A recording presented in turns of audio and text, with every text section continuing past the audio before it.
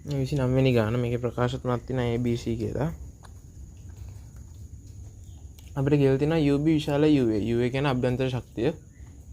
අභ්‍යන්තර ශක්තිය විශාලයි කියලා තියෙනවා A වලට වඩා B වල විශාලයි කියලා හිතනවා. මෙම ක්‍රියාවලිය තුනම මේ ප්‍රකාශය කියන්නේ මෙම ක්‍රියාවලිය තුනම මගින් කරන ලද කාර්ය එකමයි. සාමාන්‍යයෙන් PV වක්‍රයක වක්‍රයක අපි කාර්ය ගන්නේ ඒකට යටින් තියෙන V වලට කියන වර්ගඵලය. දැන් අපි A වල වර්ගඵලය පළවෙනි එකේ වර්ගඵලය ගත්තාම මේ ඔක්කොම ටික තමයි පළවෙනි එකේ. දෙවෙනි එකේ ගත්තාම මේ ටික. තුන්වෙනි ටික එන්නේ මේ ටික විතරයි. මෙන්න මේ ටික. දෙවෙනි එකට එන්නේ මේ සෙට් එක. තුන්වෙනි එකට එන්නේ මේ ඔක්කොම. ඒකට කාර්ය සමාන නැහැනේ. වර්ගඵල තුනක් නැතිනේ. ඒතර ඒ වැරදි.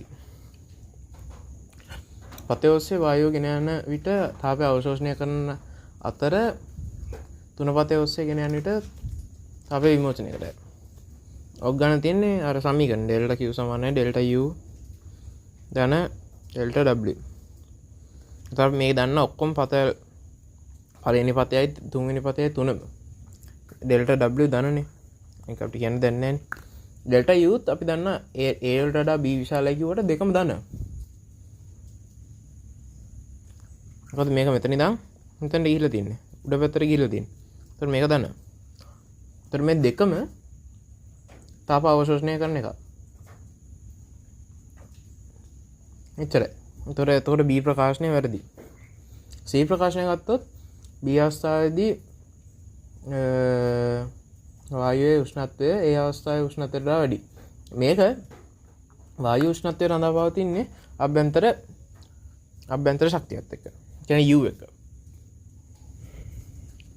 අපිට ගාන කියලා තියෙනවා UB විශාලයි UA කියලා.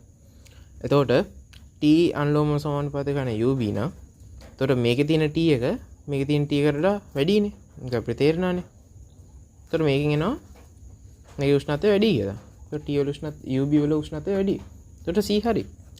උත්තරේ C පමණයි. C පමණයි කියන්නේ 3.